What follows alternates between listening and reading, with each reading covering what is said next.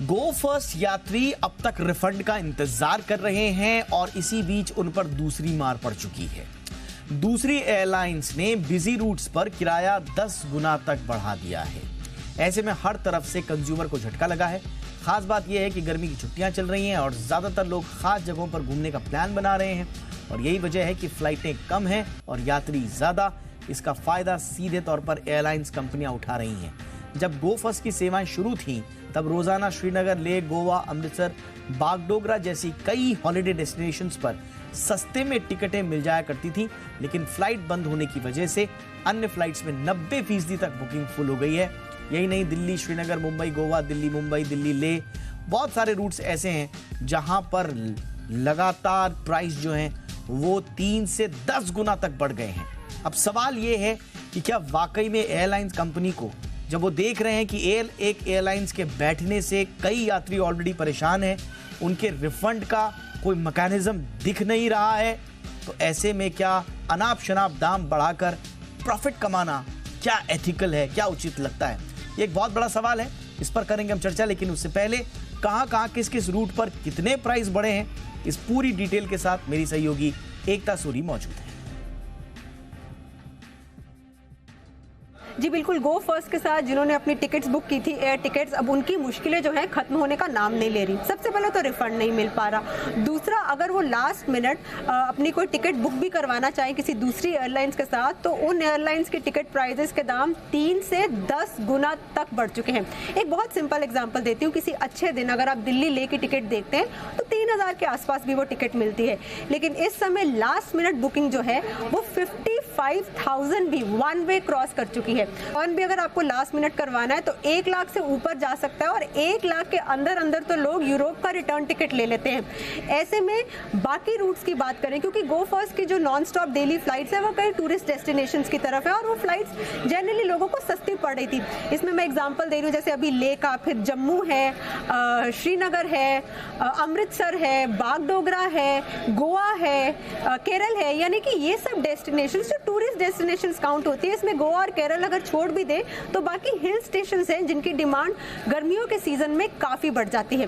Last minute अगर आप अपना ट्रिप ड्रॉप करने का सोचते भी हैं तो आपकी होटल बुकिंग के पैसे गए अगर आपने वो दिए हुए हैं, या फिर एक्सकर्शंस के पैसे गए, और अगर रिटर्न टिकट आपने वापसी की टिकट किसी और एयरलाइन से करवाई है तो उसके पैसे भी गए। और अगर आप सोचते हैं कि चलिए दूसरी एयरलाइंस के साथ हम करवा लेते हैं, तो अगर एक इंसान की ही जो टिकट वो पहले 5000 में खरीद चुका है, आज उसको वो 55,000 तक लास्ट मिनट मिल रही है, तो सोचिए पूरी फैमिली कैसे अपना ये टिकट अफोर्ड कर पाएंगे। यानी कि अगर आपको हवाई यात्रा करनी है तो इन दिनों टूरिस्ट डेस्टिनेशंस की एयर टिकट्स आसमान छू रही हैं, सिर्फ गो फर्स्ट के ही पैसेंजर्स के लिए नहीं बल्कि आम लोगों के लिए ही। यानी कि मुश्किलें हर तरफ से हैं। आप ना अपना ट्रिप कैंसिल कर पा रहे हैं, दूसरी बुकिंग्स के पैसे जाते हैं, और अगर आप उसको कंटिन्यू करते हैं तो 10 गुना आप ज्यादा पैसे भी दे सकते हैं, और इसके अलावा रिफंड की मुश्किलें वो अलग। बिल्कुल, और इसीलिए हम कह रहे हैं ना कि दोहरी मार पड़ी है यात्रियों पर। एक तो हाथ खाली हैं, सारे पैसे गए, वापस आने का कोई उम्मीद लग नहीं रहा है कि कहीं से आएंगे। हमने बहुत सारे एक्सपर्ट से बातचीत कर ली, कोई ऐसा लीगल विंडो बचा नहीं है जिससे हम कह सकें कि बिल्कुल आश्वस्त होकर आपके पैसे वापस मिलेंगे। तो एक विंडो तो ये बंद हुई, और दूसरी एयरलाइंस ने 10-10 गुना तक किराया बढ़ा दिया है। तो फिर ऐसे में आम कंज्यूमर जाए तो जाएगा। ज्योति मयाल जी इस वक्त हमारे साथ हैं, प्रेसिडेंट हैं TAAI यानी कि travel agent association of India की। ज्योति जी, बहुत बहुत स्वागत है मैम आपका। जो यात्रियों का हाल है वही हाल आपका भी है मैम, या हमारा उससे भी बदतर है? अच्छा, क्या परेशानी हो गई मैम? हमारी परेशानी है कि हम इतने सारे एजेंट्स हैं हमारे एसोसिएशन में जो टिकटिंग करते हैं, तो उनका तो पैसा, कंज्यूमर की तो एक टिकट फंसती है, पर हमारी तो हजारों लाखों में टिकटें फंसती हैं। तो इस टाइम पे जो मेरे 2000 मेंबर्स हैं उनका कम से कम 500 करोड़ रुपया है जो गो फर्स्ट में देना है, जो उनके वॉलेट्स में पड़ा है और जो उनके रिफंड्स में पड़ा है। इसके आगे हम बहुत ज्यादा स्ट्रगल करते हैं, और ये पहली बार तो हो नहीं रहा हमारी कंट्री में, ये तीसरी बार बहुत रिसेंटली हो रहा है।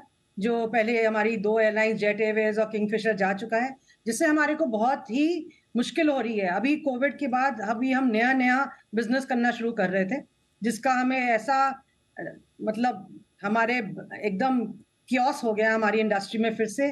और जो ट्रैवल एजेंट सर्वाइव करने की कोशिश कर रहे थे, ये बड़ी एयरलाइंस हमारा पैसा लेके अब फिर कोर्ट में चली जाती हैं। और जाती भी इस टाइम पर है जहां पे पीक सीजन हो, so that they are actually seeking for voluntary insolvency during the time when the flights were literally 93% of Go First was chocker block with load capacity. So I think ये सब देखते हुए हमें लगता है कि there should be a new model coming up. हम इसमें हमारे मंत्री जी सिंधिया जी को मिले और उनसे हमने बातचीत करी कि हम लोग को पूरा एनवायरनमेंट कैसे चेंज करना चाहिए और हमें क्या मॉडल लाना चाहिए, क्या रेगुलेटरी बॉडी लानी चाहिए, रिफंड्स को कैसे देखना चाहिए, ये सब हमारे उनके साथ चर्चा चल रही है. But it's time that we act now and go beyond only just. नहीं, उनसे तो आपकी बात हुई होगी फ्यूचर के लिए कि फ्यूचर में क्या हो, लेकिन ये जो आप बता रहे हैं 500 करोड़ जो ट्रैवल एजेंट्स के फंसे हुए हैं और कोविड के बाद जैसा हमने कहा था सबसे पहली मार जो पड़ी वो टूर एंड ट्रैवल इंडस्ट्री पर पड़ी, सबसे पहले वही बंद हुई और खुलने का नंबर आया सबसे लास्ट में. तो बहुत बड़ा पैच था जिस पर सबसे ज्यादा मार पड़ी हमारे टूर एंड ट्रैवल एजेंट्स को. लेकिन उसके बाद जैसे जैसे ओपन अप हो रहा था, कुछ लगा कि कुछ रिकवरी होगी, तब तक 500 करोड़ ये पहले से कैसे दे देते हैं आप लोग मैम? कुछ ये क्या मैकेनिज्म होता है, जरा समझाइए हमको.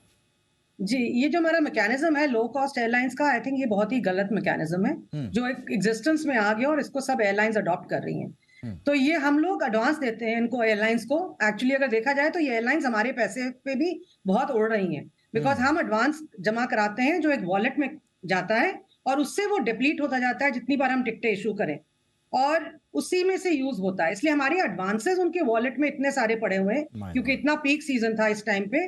तो इसलिए हमें सबसे ज्यादा दुविधा तो ये है कि हमारा वो पैसा मिलेगा कि नहीं मिलेगा. और आपने अगर देखा होगा कि एयरलाइंस हमेशा एक, और गो फर्स्ट ने भी यही किया, उन्होंने न्यूज़पेपर में और मीडिया के जरिए सबसे पहले ये बोला कि हम रिफंड्स दे देंगे कंज्यूमर को और हम एजेंट्स जो टिकटों एजेंट से बनी है हम उनको रिफंड देंगे, आप ले लीजिए. पर उनको एजेंट कंज्यूमर को ये समझाना बहुत मुश्किल है, हमारे ट्रैवलर्स को ये समझाना बहुत मुश्किल है कि वो हमें कैश रिफंड नहीं मिलता है, उसी वॉलेट में वो पैसा वापस चला जाता है. तो वो पैसा हमारे बैंक में आना चाहिए जो हमें नहीं मिलता, हमारे क्रेडिट शेल में रहता है. तो इसलिए हमारे ऊपर तो डबल प्रभाव पड़ता है. एक तो हमारा पैसा एयरलाइन के साथ फंस जाता है, दूसरा हमारे जो कस्टमर है वो हमें कार्ड के पेमेंट दे देता है. बड़े कॉर्पोरेट्स हैं वो कार्ड के पेमेंट दे देते हैं क्योंकि मीडिया में ये बात ऑलरेडी चली होती है. So I think we are struggling under a dual way of working and this is the wrong policies and wrong comments that are made in media and we really need to act on it. And thank you for actually asking me this question because most of the people and even the government doesn't know how the low cost really works to tell them that how it should be protected and how the agents can be protected. मैं 500 तो कम number बोल रही हूँ because मैं अपने members की बात कर रही हूँ. Actually we are saying something like 900 crore. बाप रे बाप. और एक चीज और होगा, अब कंज्यूमर भी आपको पकड़ रहा होगा, कंज्यूमर भी आपके बोल रहा होगा कि आप हमें पैसा दो, एयरलाइंस तो देगी नहीं. बिल्कुल, यही तो मैं आपसे कह रही थी कि कंज्यूमर हमारे सिर पे आके खड़ा हो जाता है. हमारे ऑफिस में बस घंटी बजनी बंदी नहीं होती है कि मीडिया में क्योंकि आ गया कि गो एयर हम रिफंड दे रहे हैं तो आप हम पैसा दीजिए. हम जितना मर्जी बोल लें क्योंकि हमारी इंडस्ट्री अभी भी बहुत कॉर्पोरेट्स के साथ काम करती है और लोगों के साथ अपने काम करती है जहाँ क्रेडिट सिस्टम भी बहुत भारी है. तो हमारा पैसा कट जाता है और हम लोग के लिए बहुत मुश्किल हो जाती है.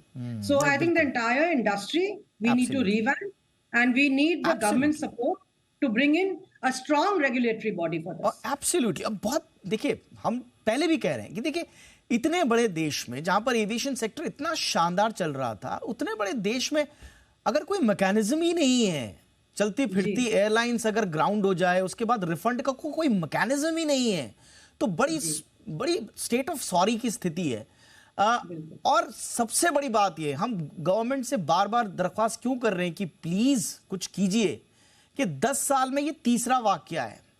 जी. आपके पास एक अनुभव होना चाहिए था. पिछले दोनों केसेस में पैसा रिफंड नहीं हुआ, पैसा नहीं मिला लोगों को, तो कम से कम तीसरी मर्तबा तो आपको तैयारी कर लेनी चाहिए थी कि एजेंट्स का और आम यात्री का पैसा कैसे मिलेगा. अब कैसे यकीन करें हम एविएशन की ग्रोथ इंडस्ट्री पर, कैसे हम एविएशन को एक ब्रांड के रूप में दुनिया के सामने रखेंगे जब हमारी स्थिति ये है. तो इस पर गवर्नमेंट को तो एक्शन लेना चाहिए. मेरी बहुत बात हुई ज्योति जी, बड़े बड़े वकीलों से लेकर एविएशन एक्सपर्ट्स भी मेरे शो पर आए. अनफॉर्चुनेटली सब सॉरी बोल के चले गए कि दीपक मुश्किल है, नहीं हो पाएगा. मुझे बताइए कि ट्रैवल एजेंट्स के लिए कुछ है, क्योंकि सुनने में आया था कि आप लोग एनसीएलटी जाएंगे और वहां पर कुछ दरख्वास्त करेंगे, तो कुछ विंडो आपके लिए बची है कि नहीं? हमारे लिए विंडो क्या है, एनसीएलटी जो है, जो प्रोटेक्शन का है, वो बहुत डिफरेंट सिस्टम से चलता है और हम लोग लास्ट में आते हैं बिल्कुल, क्योंकि हमारे को इतना कहीं भी इतना भाव नहीं मिलता। तो हमारे को लगता है कि जो हमारी जो चेंजेस आनी चाहिए इंडस्ट्री में, ये एक डायरेक्शन फ्रॉम द गवर्नमेंट ही आनी चाहिए। जो मैं सिंधिया जी से कल भी बोल के आई कि हमें किसी तरीके से, मैं ये फॉरवर्ड थिंकिंग अगेन बोल रही हूँ कि कहीं एक और ना कोई डिफॉल्ट हो जाए। और क्योंकि ये इंडस्ट्री इतनी ग्रो कर रही है और हमारे रोज बोला जाता है कि इतने एयरपोर्ट बन गए, इतने एयरपोर्ट, हम 220 एयरपोर्ट्स बना देंगे अनदर 5 years में। तो जब आप इतनी कैपेसिटी बढ़ा रहे हैं, एयरलाइंस 1500 कह रहे हैं फ्लाइट्स होंगी डेली, आज 700 है सिर्फ। तो ये सब जब होगा तो I am sure there will be more defaults. So we have to be protected against those defaults and we need to bring in some insurance policy और एस्क्रो अकाउंट में पैसा रखा जाए इनका। हम लोग एयरलाइन को काम करने के लिए या एडवांस पैसा देते हैं या हम उनको जॉइंट बैंक गारंटी या इंश्योरेंस देते हैं। अगर हम देते हैं, जिनका बिजनेस तो वो इतने सारे लोगों के साथ कर रहे हैं और उनका जो वॉल्यूम है इतना बड़ा है कि जब वो हमारा पैसा लेके जाते हैं तो हम लोग सब बिखर जाते हैं। So I think we need that support to change the whole environment of this industry, and that is what we need to do. Otherwise, I from Jet Airways, I'm sorry to say that हमें जो refund NCLT के through मिला था, it was just a small amount of 8% of whatever was due. 8% से, I mean, it's useless. We don't even want that money. 8% doesn't help us anyway. So how do we really go about it? हम भी बहुत वकीलों से बात कर रहे हैं और गवर्नमेंट से भी बात कर रहे हैं, and we will be taking an action soon on how we move forward. क्योंकि हमारे एयरलाइंस शुरू भी हो जाए आज तो हमारे क्रेडिट शेयर यूज होंगे, ये अभी क्वेश्चन मार्क है। और जब एयरलाइन शुरू हो भी गई, नहीं ज्योति जी, बात ये है कि एयरलाइन शुरू हो भी गई तो सबसे पहले एक एयरलाइंस को चलने के लिए, उड़ने के लिए उसके पास बुकिंग आनी चाहिए। अब ऐसी साख के साथ, ऐसी इमेज के साथ कौन इनके टिकट्स लेगा? नंबर 1। नंबर 2, ये क्या वापस अपनी एयरलाइन जो है वो शुरू करेंगे नुकसान, एक और नुकसान के लिए? तो मुझे नहीं लगता है, जो मेरी बात जहां तक हुई है, अच्छी बात है अगर शुरू होती है, तो मुझे नहीं लगता है कि अभी ऐसी कोई परिस्थिति बन पा रही है कि ये दोबारा उड़ पाएंगे। लेकिन अगर उड़ भी गए तो ये लॉसेस में रहेंगे, लॉसेस की भरपाई कब आएगी, तो बहुत मुश्किल है। ऐसे में बार बार कह रहे हैं कि गवर्नमेंट अगर चाहे, गवर्नमेंट चाहे तो एक ऑर्डिनेंस लेकर आ सकती है, कानूनों में बदलाव कर सकती है, स्पेशल प्रावधान कर सकती है, बहुत कुछ कर सकती है। 900 करोड़ ऐसे देखा जाए तो बहुत ज्यादा है एक आम यात्री और ट्रैवल एजेंट्स के हिसाब से, लेकिन ऐसे देखा जाए कि आपको इमेज अगर बचानी है अपनी, तो 900 करोड़ कुछ भी नहीं है, आप दे सकते हैं कुछ मैकेनिज्म बना के। इसलिए गवर्नमेंट से हम बार बार दरख्वास्त कर रहे हैं कि प्लीज इंटरफेयर कीजिए, कुछ ना कुछ लाइए। एक इंपॉर्टेंट बात और है, ये गो एयर मत भूलिए कि अफोर्डेबल एयरलाइंस थी। जो सबसे गरीब आदमी होता है ना, और जो कमा के थोड़ा सा बीपीएल श्रेणी से मिडिल क्लास में अभी अभी आया है, नया आया है, उसके एस्पिरेशंस उफान मार रही हैं, वो ट्रेन से अभी अभी पहुंचा है प्लेन पर, वो जो क्लास है जिसको हमें और उठाना है आगे और आगे ले जाना है, ये वो लोग हैं जो टिकट खरीदते हैं और उन्हीं पर वार हुआ है। तो सोच लीजिए, मैं गवर्नमेंट से इसलिए कह रहा हूं कि सोचिए कितना इंपॉर्टेंट है इन लोगों की मदद करना और इन लोगों के साथ साथ हमारे ट्रैवल एजेंट्स की भी मदद करना। बहुत संक्षेप में, जेस्चर कैसा था, बॉडी लैंग्वेज कैसी थी मंत्री जी की? लाचारी वाली तो नहीं थी? कुछ लगा उनको देख के कि करेंगे? नहीं, उन्होंने हमें बहुत अश्योर किया कि हम फिर से मिलेंगे और मिलते रहेंगे लगातार इस इंडस्ट्री को ठीक करने के लिए। पर हम होप करते हैं कि this is not only a talk and we want to move forward with that, because हम तो अपने प्रधानमंत्री जी को भी एक ही चीज बोलते हैं, हमें एक ईज ऑफ बिजनेस दे दीजिए जो हम करना चाह रहे हैं, हमें प्रोटेक्शन दीजिए कि हम ये इंडस्ट्री को बढ़ा सकें, क्योंकि हमें भी मालूम है कि टूरिज्म इंडस्ट्री से कितना जीडीपी का असर आता है। We are literally the strongest where GDP is concerned and we generated literally like 13.2 lakh crore rupees even in this time of last year. So I think it's time for them to restructure the tourism and aviation industry so that it becomes, of course, profitable much more, and we do businesses without having a sword on our heads, actually. I think that is what we need to be seen, and I'm very hopeful that this will happen, at least this time. आगे तो क्या कहेंगे हम, जब तक हमें कुछ मिलेगा नहीं।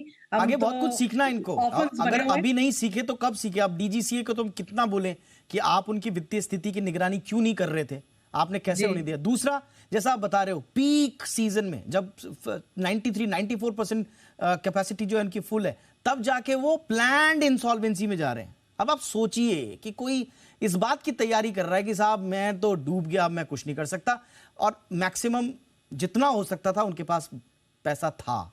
तो थोड़ा ये दीपक जी, जैसे आपने शुरू में बोला कि सबसे ज्यादा जो ले, गोवा, यहाँ इनबाउंड बहुत आ रहा था, फॉरेनर्स बहुत आ रहे थे जिनकी फ्लाइटें कैंसिल हुई हैं बिकॉज उनकी बुकिंग्स थी, और ये हमारे इनबाउंड पे कितना अफेक्ट कर रहा है आप ये भी देखिए। बिल्कुल पड़ेगा मैम, बिल्कुल, क्योंकि वो आप ले ही नहीं सकते टिकट किसी और एयरलाइन पर। Absolutely, you know they are so expensive. आप ही बोल रहे हैं 50-50 हजार की टिकटें जा रही हैं जहाँ पे रश होता है, लेके जा रही हैं जी। तो ये तो गवर्नमेंट देखना पड़ेगा कि प्रोटेक्शन कैसे लाएंगे एक कंज्यूमर की, और हम ट्रैवल एजेंट भी कंज्यूमर हैं। वो भी कंज्यूमर है, बिल्कुल कंज्यूमर है, वो हमारे कंज्यूमर हैं, हमारे जॉब क्रिएटर्स हैं, इस देश की अर्थव्यवस्था को आगे बढ़ाने के बड़े मजबूत पिलर्स हैं। तो सबका देखना पड़ेगा, और ये जो परिस्थितियां हैं, ये मुझे लगता है कि ऐसी परिस्थितियां नहीं मिलेंगी आपको कोई बड़ा डिसीजन लेने के लिए। ये एकदम पर्याप्त परिस्थितियां हैं, और अगर आपने अभी डिसीजन नहीं लिया गवर्नमेंट ने, तो फिर मुझे लगता है कि लोगों का भरोसा टूटेगा। इसलिए उम्मीद करते हैं कि जल्दी एक इंपॉर्टेंट फैसला आए। बहुत बहुत शुक्रिया ज्योति जी, ऑल द बेस्ट, आप लड़ाई जारी रखें। हम भी ट्रैवल एजेंट्स और कंज्यूमर्स की लड़ाई हम भी जारी रखे हुए हैं यहाँ से, तो देखते हैं कुछ पॉजिटिव आउटकम्स आए। Thank you so much.